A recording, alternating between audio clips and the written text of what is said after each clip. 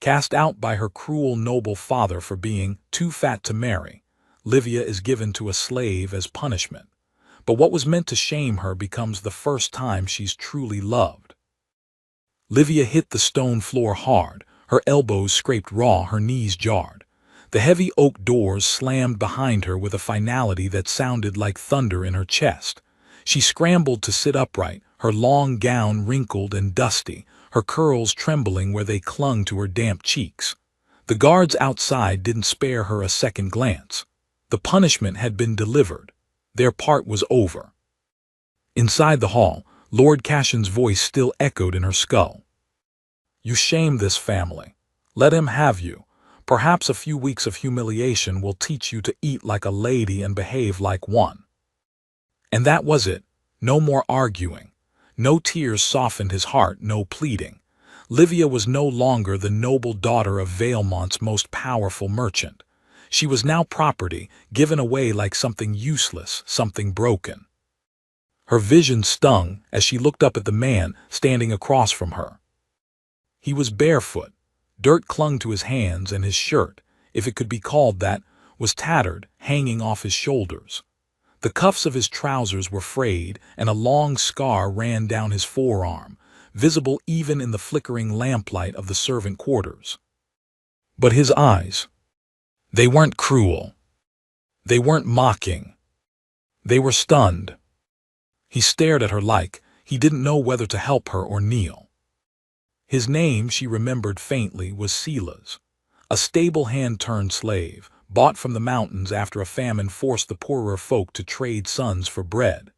She'd seen him only twice before, once when she was a child, peering from a carriage, and another time just last week, when her father barked at him to shovel manure faster. Now somehow he was to be her keeper. "You don't have to kneel," she said, her voice shaking more than she liked. "They made it sound like I'm yours now." He blinked slowly, like her words took a moment to settle. Then, with a faint crease in his brow, he stepped forward, not close enough to frighten her, but near enough she could smell the hay on his skin and the warm earth on his breath. "I don't want a gift," he said finally, voice low and unsure. "I didn't ask for this." "Neither did I." They stood in silence, both watching the other as if expecting the ground to shift beneath them.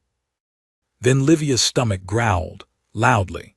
She pressed her hand to it, mortified, but Silas only turned toward the small hearth in the corner. Without a word, he grabbed a tin pot and filled it with water. "I'll make broth," he said.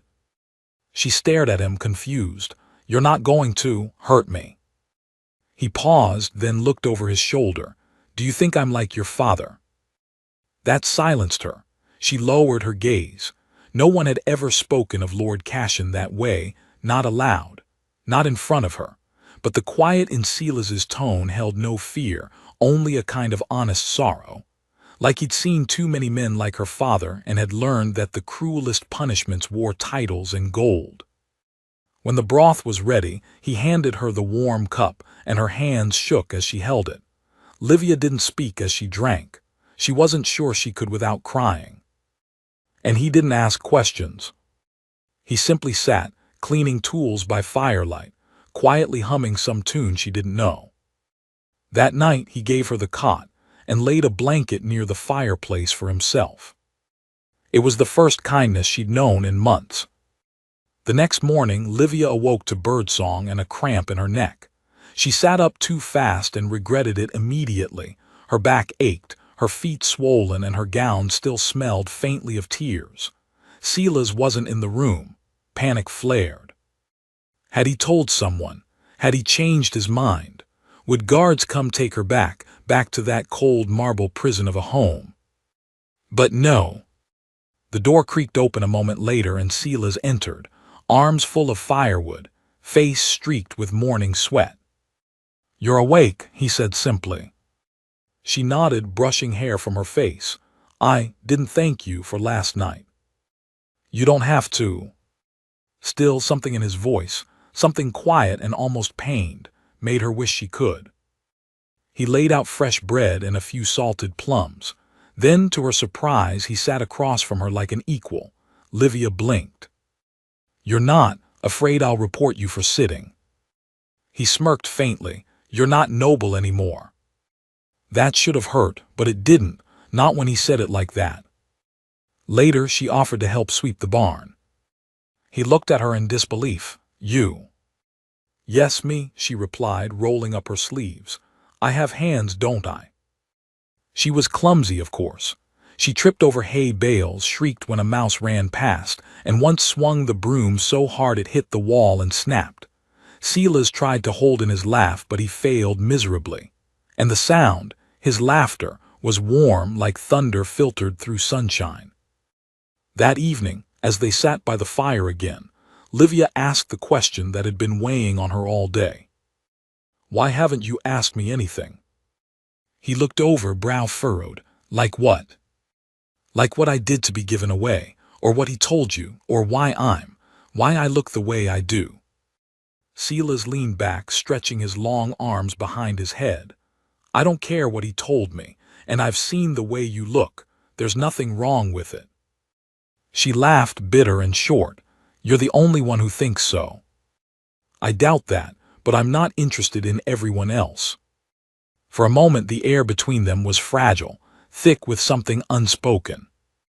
"You're kind," she whispered. "It's dangerous being kind." "Not as dangerous as being cruel," he replied. 2 days passed. Then 3. By the 4th, the entire estate was abuzz. Rumors floated like mist. Some said Lord Cashin was hosting a banquet for foreign nobles. Others whispered that he intended to marry off his youngest daughter next, and that Livia had been disposed of to make space for the new match. Livia didn't care. She helped muck stalls, carried pails of water, learned how to knead bread. And Silas never once treated her like she didn't belong. One afternoon, while she was dragging a bucket across the yard, she heard a whistle. "Looks like the pig-ass escaped again," a voice jeered. Livia froze. 3 servant boys leaned by the stables, laughing. "She even waddles like one." Before she could turn, Silas was already there. He didn't shout. He didn't strike them. He just stared long and hard. "Say it again," he said. The boys fell silent. "I said," Silas repeated, "say it again." None of them did. They scattered like leaves in wind. He turned to her slowly. "Don't listen to them," he said. But her hands were already trembling. The bucket slipped, splashing water everywhere. She stepped back. "I need a moment." And she ran. She didn't stop until she was in the barn, hidden behind the bales, crying silently. Silas found her minutes later but didn't speak. He simply sat beside her and waited. When the tears slowed, she whispered, "You can't protect me from all of them." "No," he agreed, "but I can protect you from believing them." That night he cooked dinner for her. He hummed again, and this time she hummed along. By the end of the week, she noticed something new. The way he looked at her when she laughed. The way he always walked on the outside of the path, keeping her closer to the hedges. The way he'd remember how she liked her bread crisped or her tea with honey. And her own heart, how it fluttered now when he spoke. She had been given to him as punishment, but it no longer felt like punishment. It felt safe, whole. It felt like she was becoming someone she didn't hate. Someone worthy of love. Even if she didn't yet know what that meant. Not truly. But she was going to find out. Because the world was about to test them both. And it would begin at dawn, when a letter arrived that would shake everything. The letter arrived in a wax-sealed envelope the color of blood. A rider came at first light, galloping up the eastern road, his horse foaming at the mouth, breath fogging like smoke in the cold morning air. Silas had seen messengers before, always stiff-backed, cold-eyed men bearing bad news for someone. But this one wasn't meant for the master of the house. No, this one asked for Silas by name. That alone was enough to turn heads. He met the man just outside the barn, Livia still inside kneading dough with flour up to her elbows. She didn't hear the sharp exchange of voices, nor did she see the messenger shove the envelope into Silas's hands and ride off without a backward glance. But she saw his face when he walked back in. It was pale. Blank.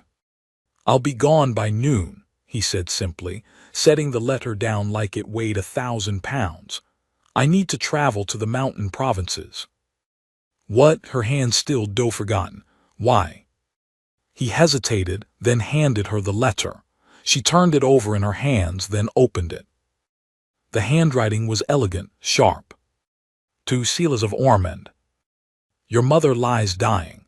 If you wish to see her again, come quickly. You were never truly forgotten, but if you wait too long, all that remains will be regret. Ezra." She read it twice, then a third time the words blurred.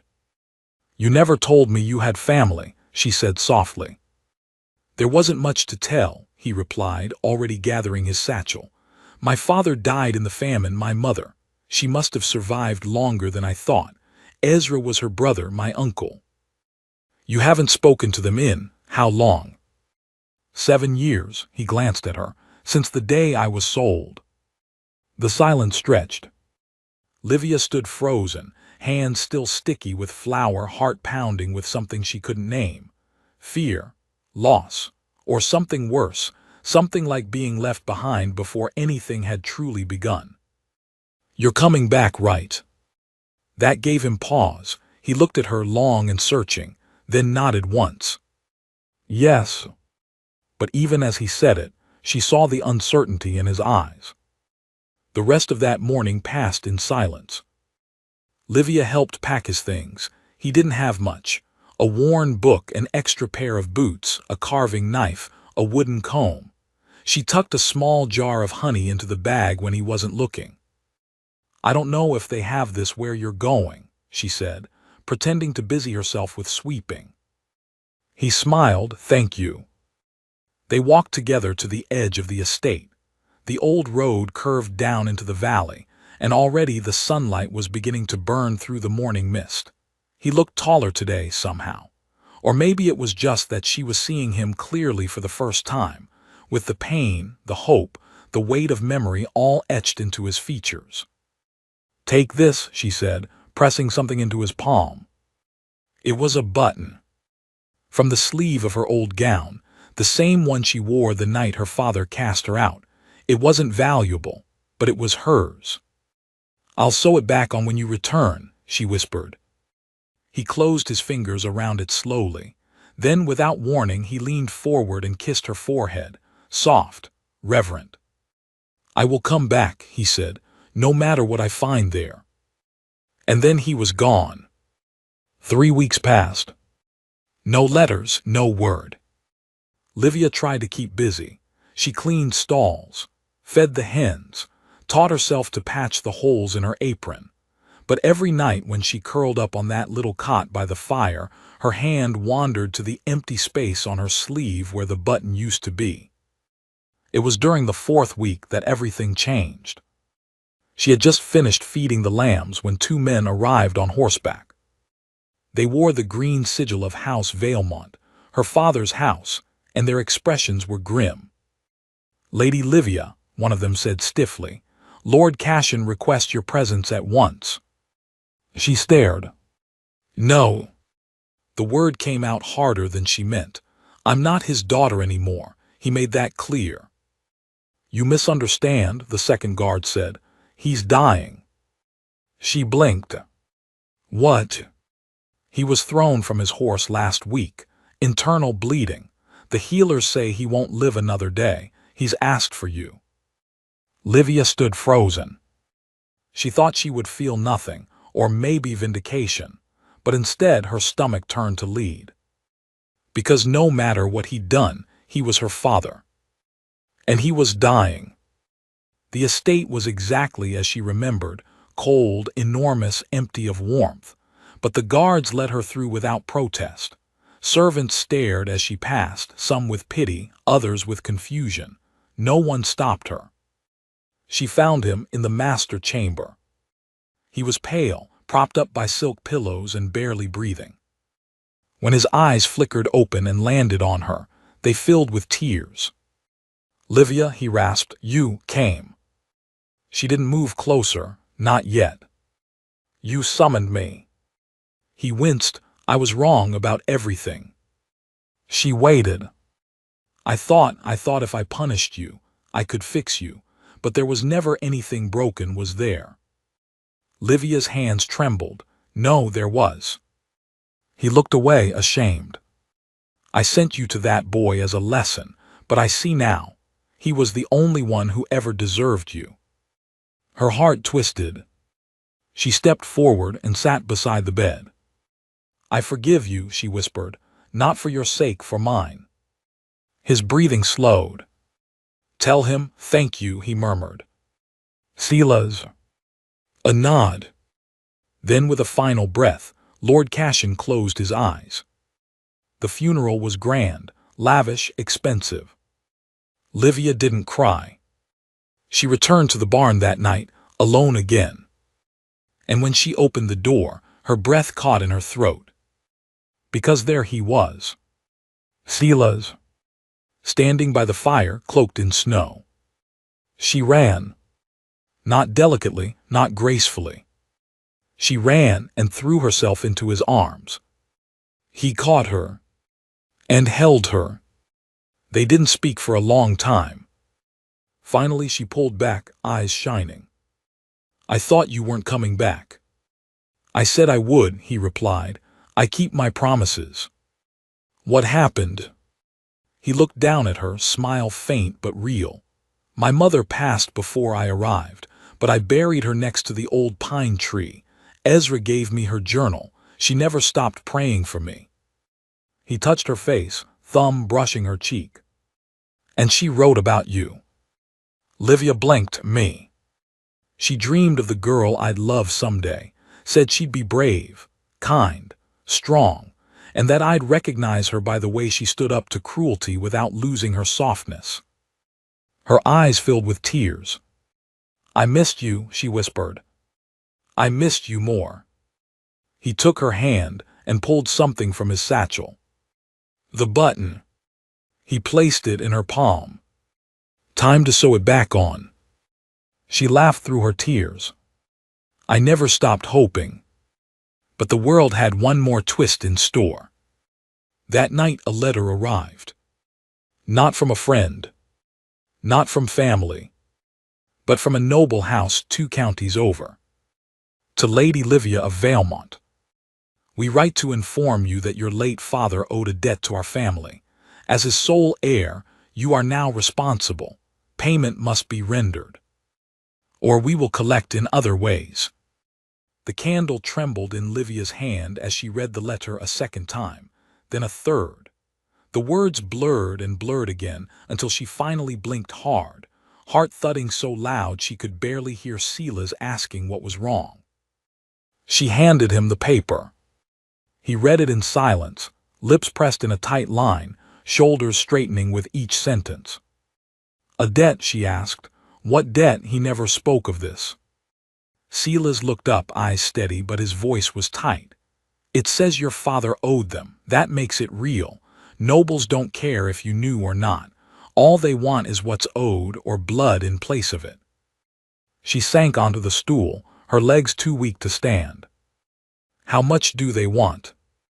He held the letter toward the candlelight again, reading the fine print at the bottom. 2,000 in gold. The number sat between them like a stone, dropped into deep water. Livia's throat went dry. "That's impossible," he finished for her. "For most people, especially for us." Silas folded the letter, calm returning like a mask slipping into place. But Livia saw the storm in his jaw, the set of his shoulders. He wasn't calm. He was calculating. "Then we run," she said. "We pack what we need, we go before they arrive." But he didn't move. "No," he said, voice lower now. "Running makes us pray. They'll find us eventually, and the farther we run, the worse it'll be when they do." She stood again, trembling. "Then what do we do?" Silas stared at the fire, hands flexing. We buy time. 3 days later, the riders arrived. 2 men in black coats, 1 woman in red. Their horses were fresh, their boots polished, and their eyes lingered on the barn like it was something to be surveyed and filed away, not a place someone might live. The woman was the one who approached first. "I am Lady Kalia Thorne," she said without smiling. "I represent House Briarhelm, to whom your father owed a significant debt. We've come to collect." Livia stepped forward. Silas stood just behind her, silent but solid as a wall. "I received your letter," Livia said. "We don't have that kind of money." Lady Kalia raised a brow. "Then you should begin thinking creatively. Your father gave us collateral before he died. Property mostly, titles. But his final promise was sealed with something more valuable."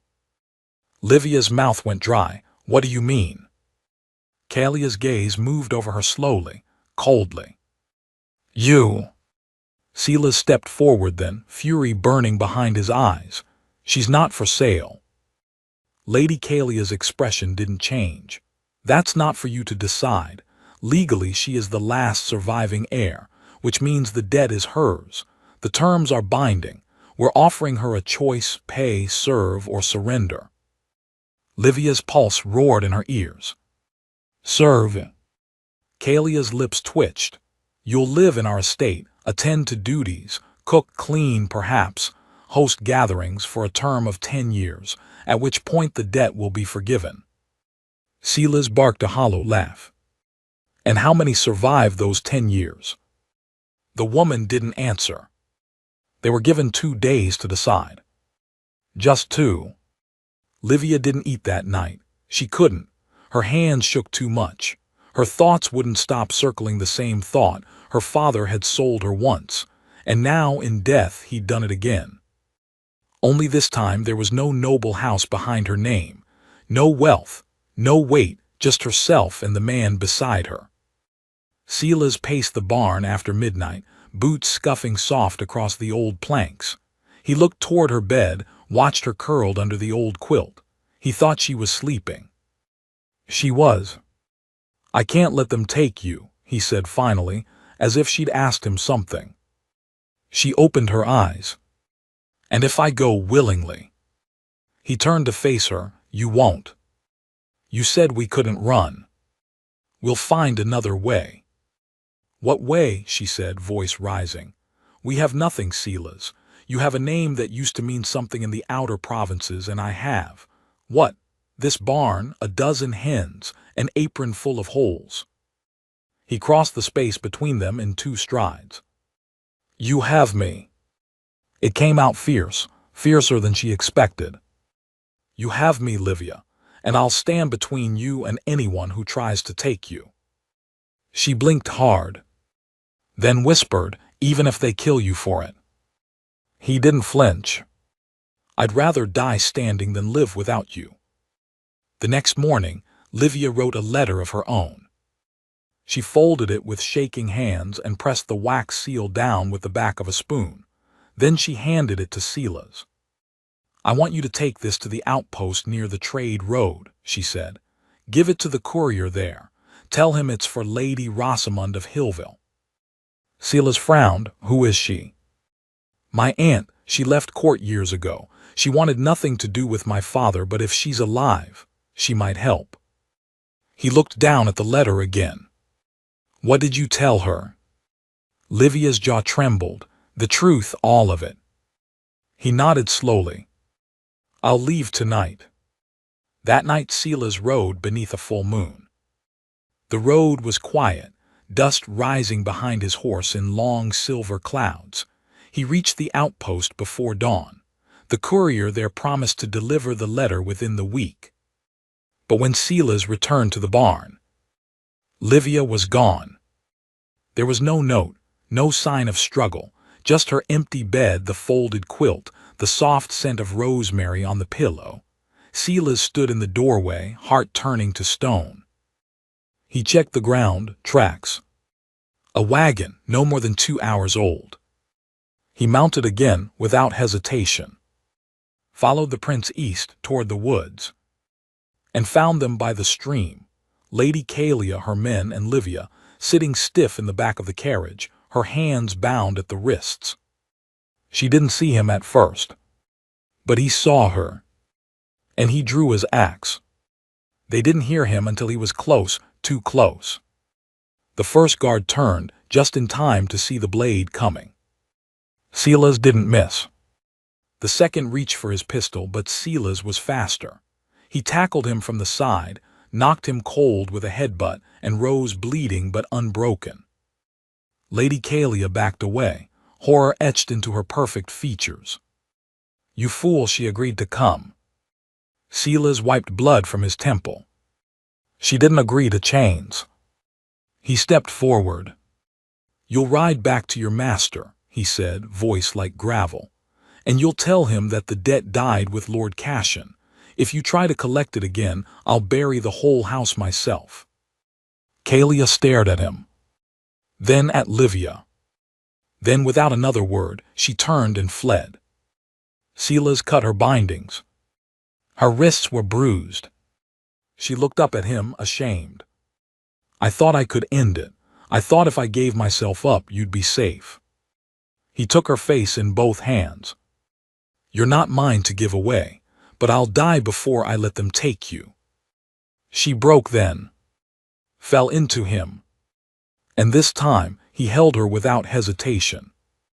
2 days passed, then 4, then a week. And just as the worry began to rise again, a letter arrived, this time on parchment soft as velvet, sealed in silver wax. To Lady Livia of Valemont. From Lady Rosamond of Hillville.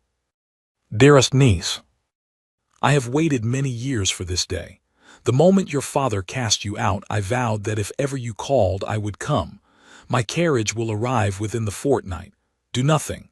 Rest. Prepare. You are not alone anymore. And you shall never be again. Livia read it aloud 3 times. Then she looked at Silas. And for the first time in weeks, maybe years, she smiled without fear. But even as hope rose in her chest, she felt a chill down her spine. Because in the shadow of the hills, a figure watched them. And it wasn't Lady Kalia. It was a man in white. And he was smiling. The man in white leaned on the post fence just beyond the wild grasses, his coat crisp, his boots without a single scuff. He held no weapon, smiled with a serenity that made Silas's skin crawl. That was the thing about him. He looked too clean, too untouched, as if dirt dared not cling to his hem.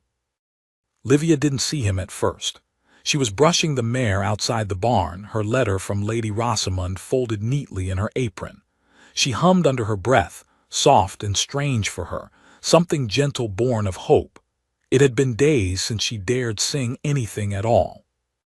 When she did finally glance up, her hands froze mid-stroke.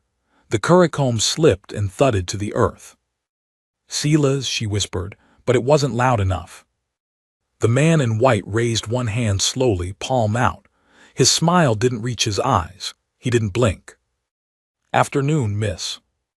Silas stepped from the barn in the same moment, straw clinging to his sleeves.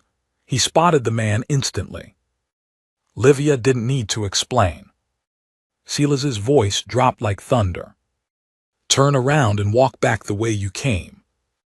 The man did not move. "You're the one who took out Briarhelm's collectors," he said, voice light, pleasant. "That took some fire, I'll admit. I've seen plenty fold by now. You didn't." Silas stepped forward, closing the space between them slowly. His axe was not in his hands, but the way he moved, balanced, grounded, warned of what would follow if pushed. "I said walk away." The man chuckled once slow. "Oh, I'm not with Briarhelm anymore. Not in any official sense, anyway. You might say I handle. Overflow. They don't like to get their hands dirty." Silas's eyes narrowed. "Then go tell them the debt was a lie, and they're never getting her." "Oh, I believe you," the man said, still smiling, "but I think you misunderstand what this is." He reached into his coat slowly and pulled out a small black card. On it was a seal Livia didn't recognize, two ravens circling an iron gate. He didn't hand it to her, just let it catch the wind and drop at her feet. "You were never the debt, Lady Livia," he said softly. "You were the wager." Livia's breath caught. "What?" Silas moved closer, now nearly face to face with the stranger. "She was wagered in a game," he growled. The man's smile widened. A high one, a desperate one. Lord Cashin lost much in his final years: property, power, reputation. But even in his fall he found clever ways to place one last bet. "You." Livia felt her knees tremble, but she didn't fall. The man bowed mockingly. "You've become valuable, my lady, not because of who you are, but because of who wants you now." Silas took a single step forward. The man didn't flinch. "Tell your master," Silas said, voice low. "He can come for her himself." The man grinned wider. "He will." Then he turned and walked into the grass, coat fluttering, boots silent. They watched until the white vanished among the yellow stalks. Then neither of them spoke for a long time. That night Livia didn't sleep. The barn was warm, the wind soft, but the air in her chest would not calm.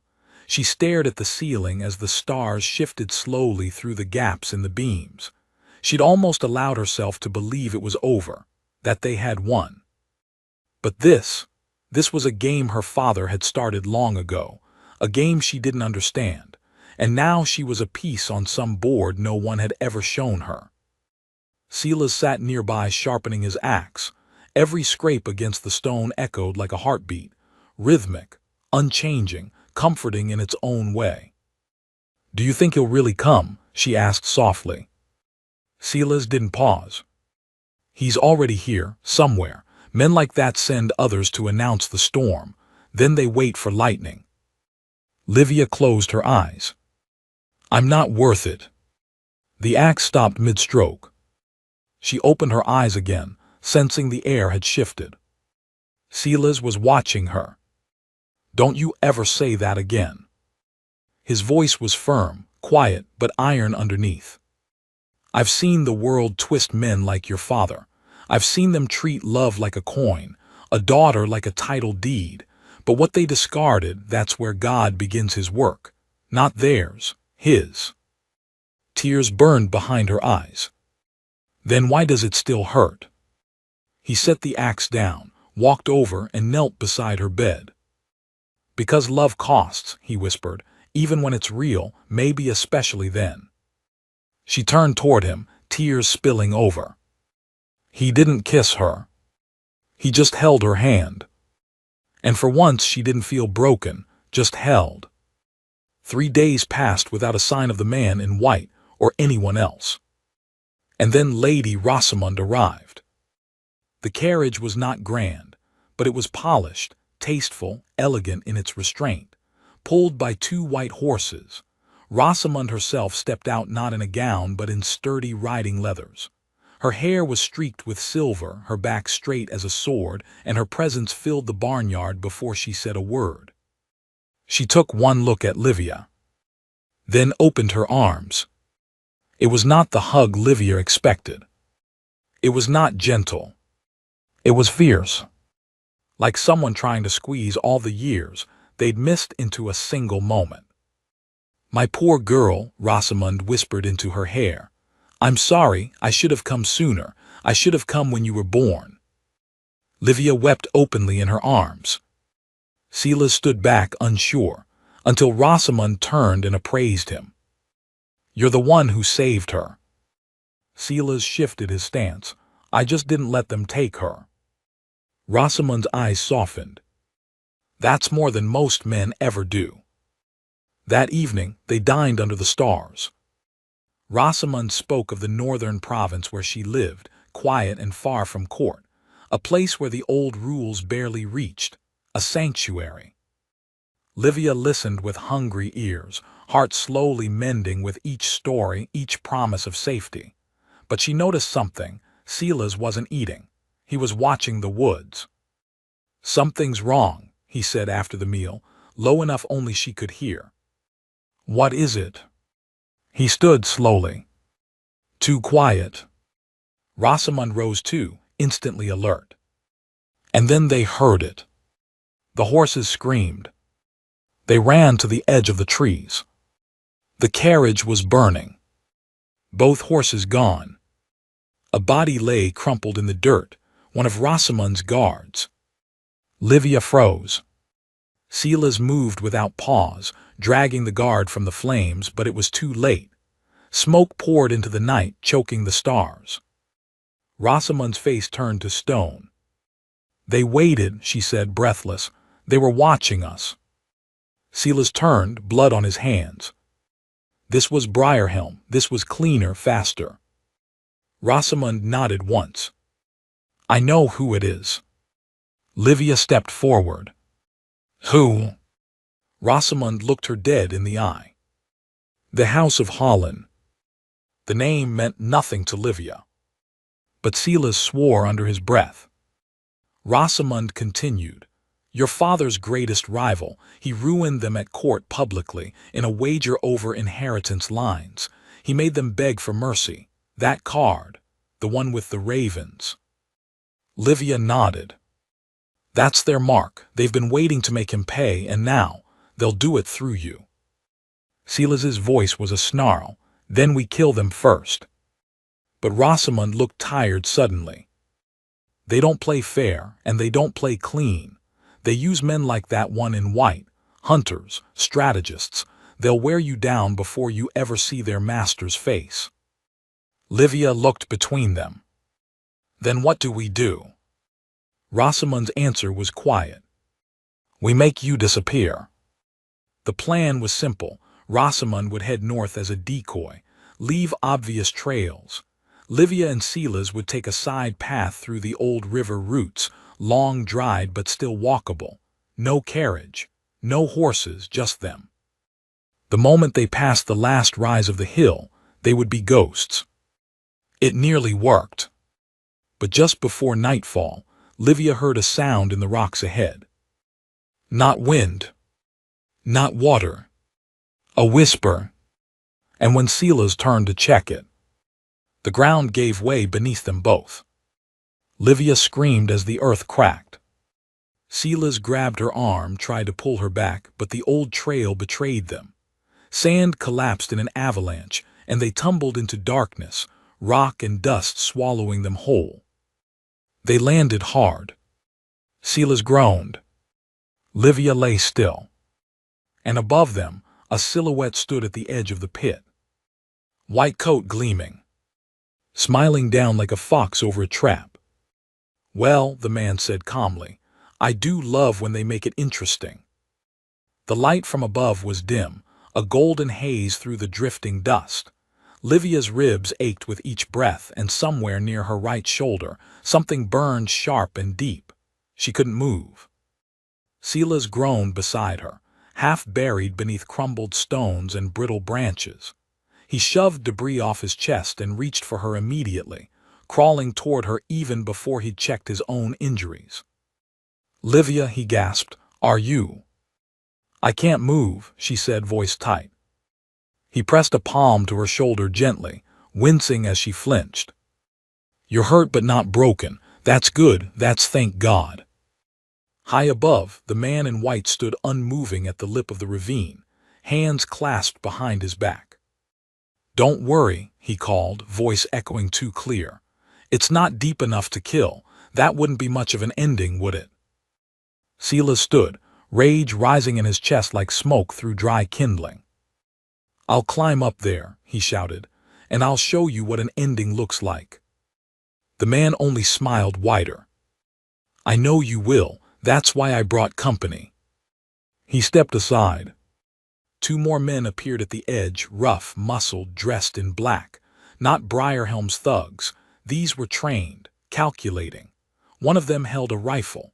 The other held a lantern, lowering it slowly into the ravine by a rope. "We won't shoot," the man in white said sweetly. "Not yet. The Hollands have no interest in blood, not if you return the wager willingly. You've proven your mettle truly, but the girl belongs to them now. Silas's grip clenched. She doesn't belong to anyone. Above them, the man in white shrugged. Suit yourself. He turned and vanished from the ledge, his echo trailing after him like a ghost. The two black-clad men remained, watching, waiting. Silas turned back to Livia. Her face was pale, but her eyes were clear. We need to move, she said through gritted teeth. I can carry you, he answered, already kneeling beside her. No, she caught his sleeve. They want us to rush, that's their mistake. We wait until they lose patience. Silas looked back at the top. The men hadn't moved. He nodded slowly. All right, then we wait. Night fell. The stars came out. Still the men above didn't leave. But neither did they act. Livia rested against a slab of broken rock, the pain dulled slightly by the herb Silas had crushed between stones and pressed into her shoulder. He sat beside her, silent, knife in hand, cutting notches into the wall. What are you doing? She asked. Counting, he muttered. Days. No, reasons. She turned to him, confused. Reasons for what? He didn't meet her eyes. To stay alive. Livia was silent for a moment, then. How many so far? Silas glanced at the wall. 22. She swallowed. And me. He hesitated. You're at least 15 of them. They didn't speak again for a while. By morning, the watchers were gone. But they'd left something behind. A rope ladder, dangling halfway into the ravine. It was a trap, obvious. But it was also a chance. Silas tested it carefully. It held. I'll climb first, he told her, then pull you up after, no mistakes. She nodded. But as his boots reached the halfway point, Livia heard something new. Movement. Not above. Below. She turned and saw the figures emerging from the shadows. 3 of them. Not soldiers. Women. Dirty, ragged, thin as bone and trembling like leaves in wind. They stared at Livia as if seeing a ghost. Then one of them whispered, You're the one. Livia backed against the wall. What? Another woman stepped closer, her hair shorn unevenly, face streaked with soot. You're Lord Cashin's daughter, the one they all wanted, the one they couldn't sell. Silas froze halfway up the ladder. Livia's breath caught. How do you know that? The woman looked up at her, eyes glassy with tears. Because we were the ones they sold instead. The old cavern stretched far beyond the pit, deeper than either of them had guessed. Beneath the ravine lay tunnels, ancient, forgotten, used once for mining and now for darker trades. The women led them through these slowly, their lanterns flickering against stone walls carved by hands long dead. There were others down here. A dozen at least. All women. All silent. Until Livia arrived. Then they began to speak. Not to her. About her. She was the one her father refused to show. She was the wager they promised to the winner. She was the prize. Livia sank to her knees. No, she whispered. I didn't know, I swear I didn't. We believe you, the first woman said softly. You were just a piece to them like the rest of us. Silas stood nearby, fists clenched. How long have you been here? The woman didn't answer. She only raised one arm and showed the brand on her wrist. A circle of ravens. The House of Holland keeps their promises, she said bitterly, even the cruel ones. Silas stayed near Livia that night. The caverns were cold but dry, safe in a way the outside world hadn't been in days. Livia lay awake, listening to the breathing of the others, wondering how many of them had been children when they were taken, wondering how many were still waiting to be saved. Silas touched her shoulder gently. She winced. Sorry, he murmured. I'm all right. No, you're not. They looked at each other in the dark. He hesitated, then asked, if I asked you to come north with me after this is over, would you? Her breath caught. Why? Because I don't want you to disappear, he said quietly. I want you to live. She searched his face. Do you mean that?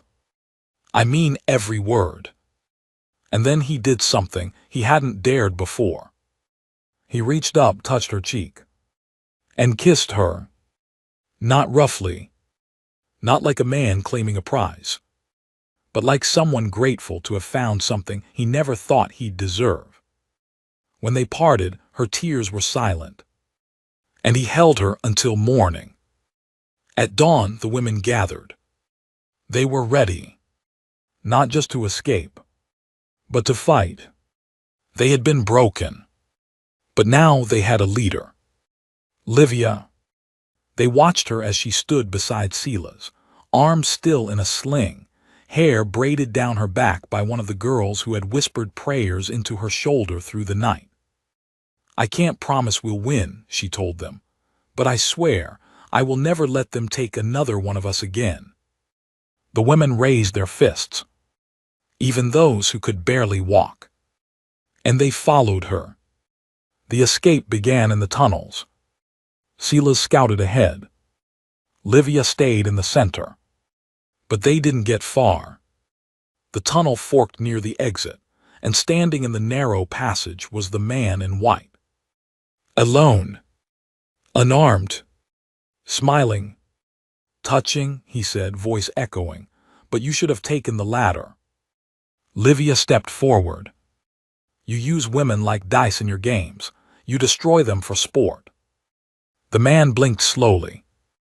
No, I don't destroy them. He stepped closer. I collect them.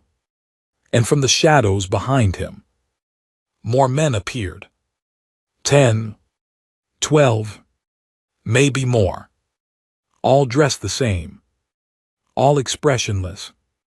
Weapons drawn. Livia turned to Silas. He drew his axe. And without another word, he charged. The crash of metal against bone echoed like a thunderclap. Silas met the first man with the full weight of his shoulder and axe, cleaving the narrow tunnel into chaos. He didn't wait for orders or signals. He fought like a storm breaking loose, every motion born of rage, purpose, and years of grief stacked in silence. Behind him, the line of women huddled, but they did not cower. Livia stood among them, barely steady on her feet, her right arm still bound, her breath shallow. But her eyes stayed fixed on Silas. And then she stepped forward. Push, she cried, they're only men. Her voice, broken and bruised as it was, rang against the stones like a bell. The women moved not back but forward. Some held sharpened iron bars, some held rocks, some held nothing but the memory of their stolen dignity. But together they surged. The first line of guards staggered beneath the weight of fury. One woman leapt atop a man's back and dug her teeth into his neck. Another drove a stick into the back of a knee. Blood slicked the stone floor, but no one stopped. Not even Livia. She moved forward through the crush, caught a falling man's blade before it clattered, and swung wide with her uninjured arm. A guard cried out. She did not hesitate.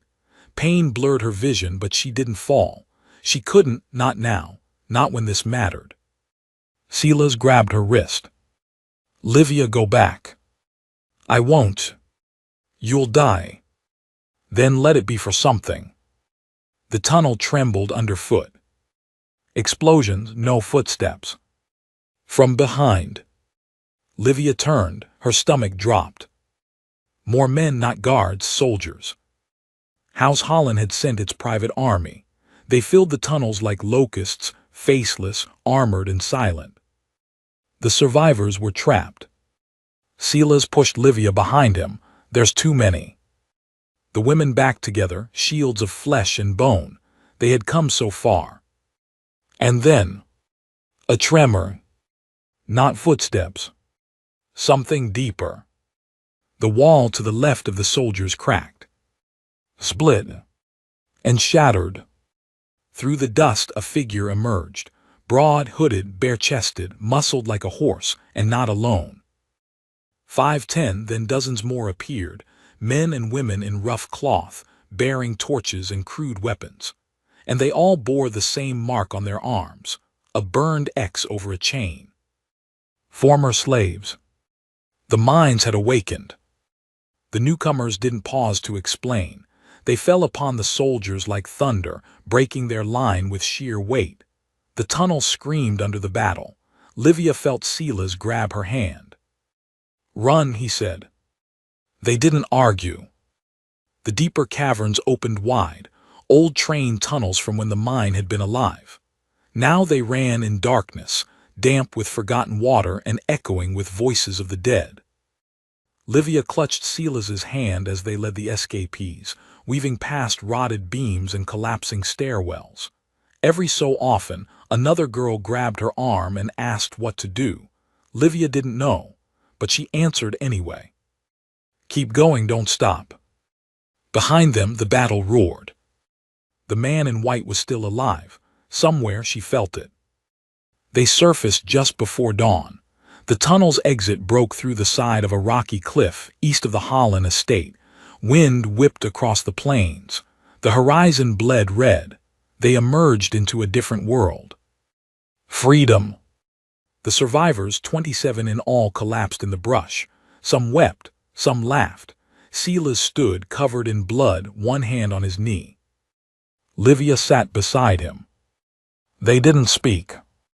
Not yet. A soft voice broke the silence. "Is it over?" A girl, 13 at most, hair shorn, arms scarred. Livia looked at her. "No," she whispered, "but it's beginning." They didn't go far. They set up camp near a stream. Silas said there'd be shade by midday and they'd need water. He built fires, gathered food. Livia tended wounds with what little she remembered from her mother's nurse. For 2 days they hid and healed. But on the third day, smoke rose on the horizon. Not fire. Dust. Riders. Silas saw it first. "We don't have time." He turned to Livia. "They'll come for you again." She shook her head. "No." He gripped her shoulder.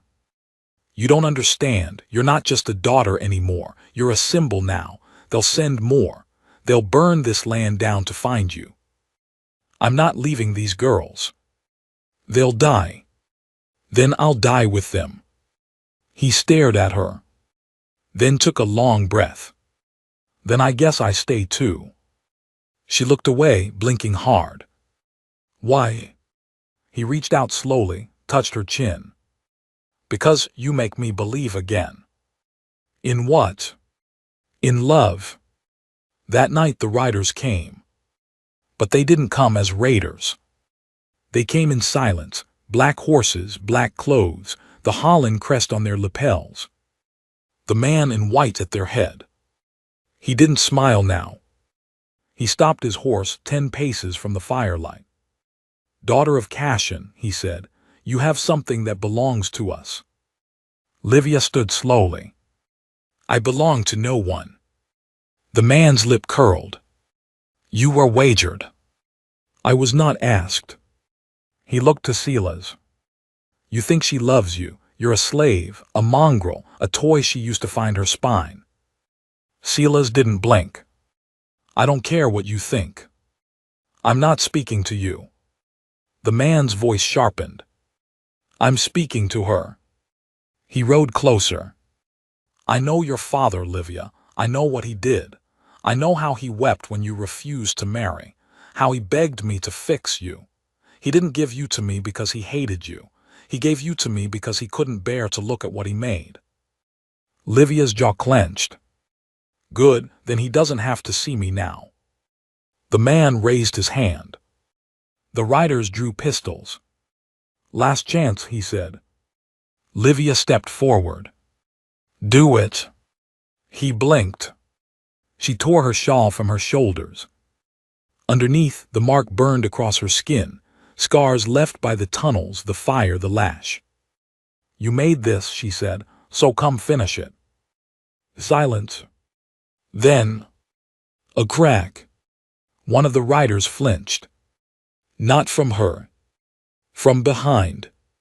Then another. The man turned. Figures moved behind the trees. Dozens. Then hundreds. Farmers, ranchers, slaves, freedmen. All armed. All silent. At their center, an old man with a Bible in one hand and a rifle in the other. He raised it.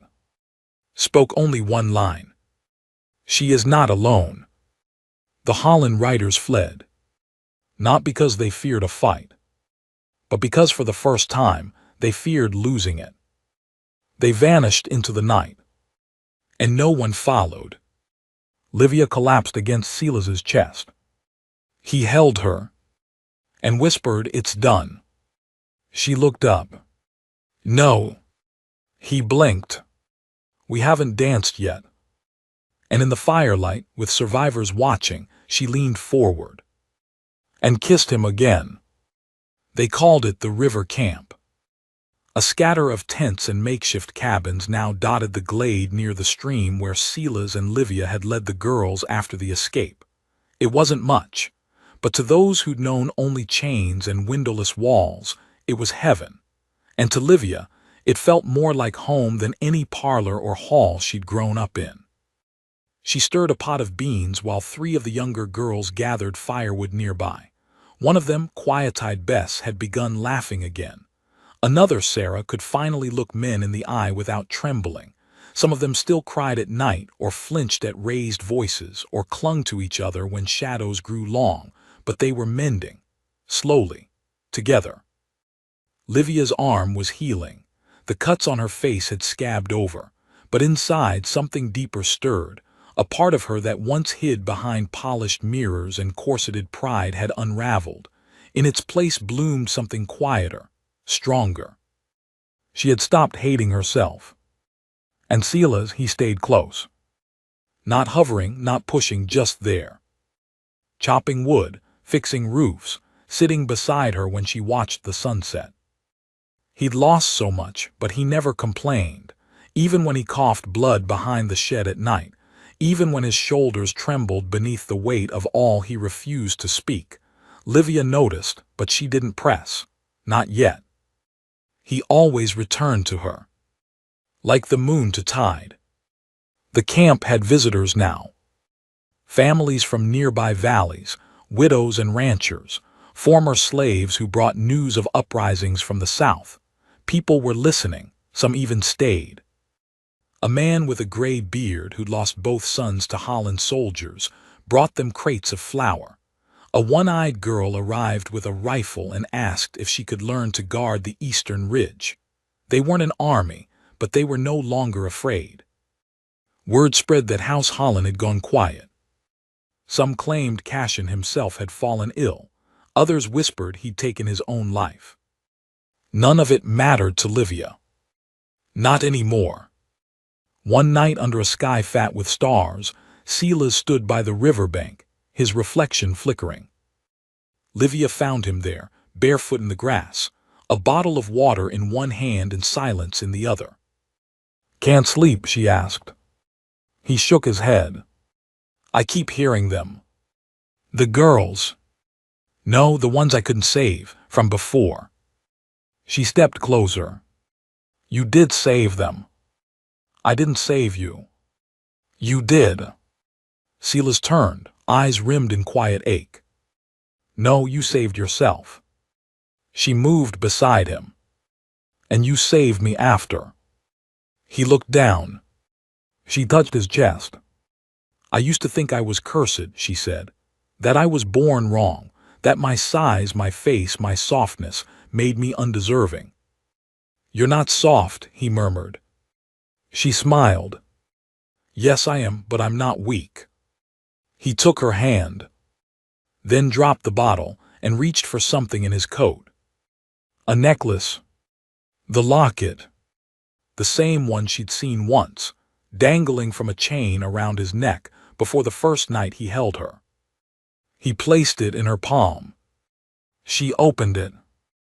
Inside, a photo, creased and faded, a girl smiling.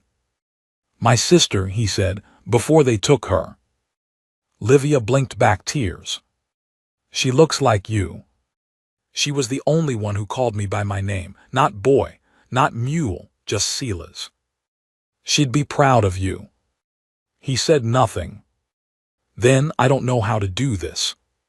"What?" "Love." Livia leaned forward. "Then we'll learn together."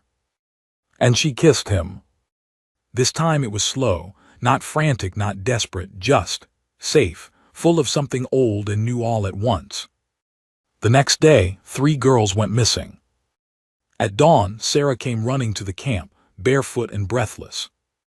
"Riders," she panted, "took them from the creek, 2 men in black." Silas's jaw clenched. Livia stood up. "Which way?" "North toward the mesa." Silas didn't hesitate. "I'll go." "I'm coming too," Livia said. "No. You can't stop me." "I'm not trying to stop you, I'm trying to keep you." "I'm not something to keep." He met her eyes and smiled. "Then let's bring them home." They found the trail by noon. Horse tracks, boot prints, one of the girls' ribbons caught on a branch. They rode together silent. The wind stung Livia's cheeks and her muscles burned from riding, but her eyes never wavered. Every mile was a prayer, every hoofbeat a promise. They reached the mesa by dusk.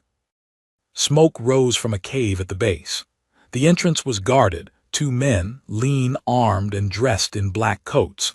They bore no crest. Mercenaries, likely, sent to recapture what Holland could no longer control through fear. Silas signaled Livia to stay back. She didn't. Instead, she circled wide, quiet as dusk. By the time he charged the front, she was already behind them. One of the guards fell fast, Silas's fist breaking his jaw clean. The second turned, and Livia swung the rock she'd found. He crumpled. Together, they entered the cave. The girls were inside, tied but unharmed. They wept when they saw her. Livia ran forward, untying knots with shaking fingers. One whispered, "I knew you'd come." Livia held her tight. "We always will." They didn't return to River Camp that night. They stopped in a clearing, made a fire, and sat together, Silas, Livia, and the girls, beneath the stars. "Why do they still want us?" Sarah asked. Silas stared into the flames. "Because they built their world on our backs, and they know what happens when we stop kneeling." Livia looked at the sky. "We'll keep going." Silas nodded. "But we need to think bigger." The next morning, Livia stood on a hilltop as the camp stirred awake below. Silas came to stand beside her. "We have land, we have people, but we need a future." She glanced at him. "You thinking what I'm thinking?" He smirked. "Probably not." She turned fully. "A school." He blinked. "What?" "For girls, for anyone. Teach them to read, to ride, to speak without fear." He watched her. "You're not who you were." She shook her head. "No, and I'm never going back." He reached into his pocket, pulled out something small. A ring. Not gold, not silver, just leather wound tight around a stone. "I wanted to give you this the day we escaped," he said, "but I was afraid." She smiled. "I'm not." And he slid it onto her finger. The chapel was half finished by the time the first snowfall came. The girls helped paint, the younger ones sang, and Livia stood before the fireplace, chalk in hand, writing the motto she'd chosen. "Loved, not owned." Silas passed behind her, holding nails in his teeth. She paused. What? He chuckled. You spelled loved wrong. She gasped. He grinned. She tackled him into the hay. That winter, House Holland collapsed. Cashin disappeared. His estates were seized. And the new governor, a black man from the southern provinces, wrote a letter to Livia personally. It said only, "Let me know what you need." By spring, the school had 20 children. By summer, they were building a second chapel. And every night, Silas and Livia walked by the river, fingers laced. No longer ashamed. No longer hiding. One evening, Bess approached with a question.